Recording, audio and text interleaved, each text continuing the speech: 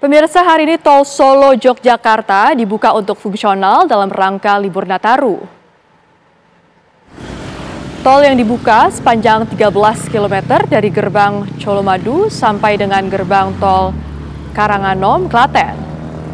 Pembukaan jalur fungsional ini diberlakukan dari tanggal 22 Desember 2023 hingga 3 Januari 2024 selama libur Nataru.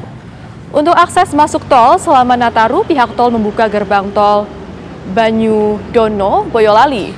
Jalur fungsional ini pun hanya dikhususkan untuk kendaraan golongan 1 atau mobil kecil dan untuk operasional jalur fungsional dari jam 6 hingga jam 17 waktu Indonesia Barat. Insya Allah, ya nyanda. Aku kan soko kene, aduh. Don karo pas.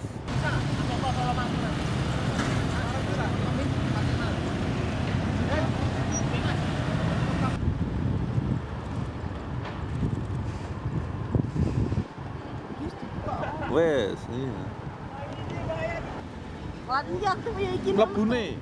Pemirsa, dan untuk mengetahui kondisi arus mudik libur Nataru hari ini, kita sudah bergabung dengan rekan Agus Saptono dan juga Agung Prasetyo siap mengabarkan dari tol Cikampek. Pertama kita ke Agung Prasetyo terlebih dahulu.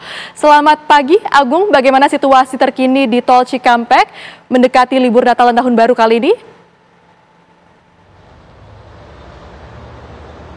Ya, selamat pagi Jasmine juga pemirsa. Informasi terbaru pantauan arus lalu lintas libur Natal dan Tahun Baru memang pada hari ini merupakan puncak arus mudik, di mana kendaraan yang datang dari arah Jakarta menuju ke arah Palimanan mengakibatkan peningkatan volume kendaraan dan memang terjadi kepadatan di sejumlah titik di ruas tol Jakarta Cikampek. Dan pagi tadi sekitar pukul 8 di mana kepadatan ataupun antrian kendaraan terjadi di sekitar gerbang tol Cikampek utama ini dari arah Jakarta menuju ke arah tol Trans Jawa.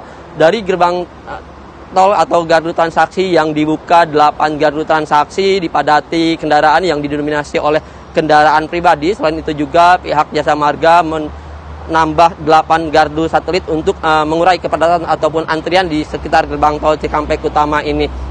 Dan dapat kami informasikan juga kepada pemirsa, memang untuk kendaraan yang sudah melintas dari arah Jakarta menuju ke arah Palimanan sejak pukul 5 pagi tadi hingga pukul 8.30, Jasa Marga mencatat ada 9.000 lebih kendaraan yang sudah menuju ke arah tol Trans Jawa. Dan dapat kami informasikan juga selain di gerbang tol Cikampek utama, kepadatan terjadi di sejumlah titik di ruas tol Jakarta Cikampek pada pagi hari ini. Seperti di kilometer 69 tadi kepadatan terjadi karena memang selain adanya peningkatan volume kendaraan, adanya juga pelambatan karena ada kecelakaan. Selain itu juga kepadatan ataupun kemacetan ini mengular hingga 1 kilometer.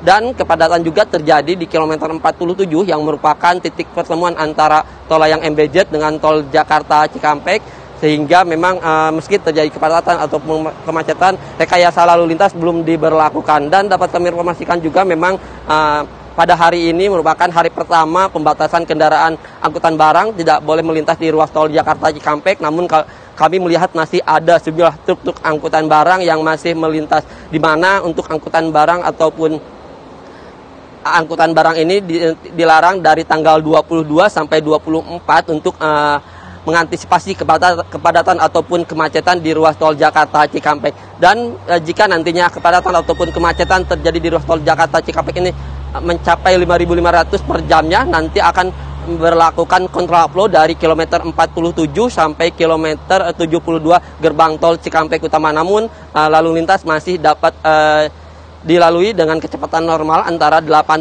sampai 100 km per jam. Jasmine, kembalikan ke Anda di studio. Baik, dari tol Cikampek kita beralih ke Solo, di mana sudah ada rekan Agus Saptono yang juga sudah siap mengabarkan untuk Anda. Bagaimana dengan situasi terkini di sana, Agus Saptono? Setelah cukup banyak ini yang berpergian ke arah Solo pada libur kali ini.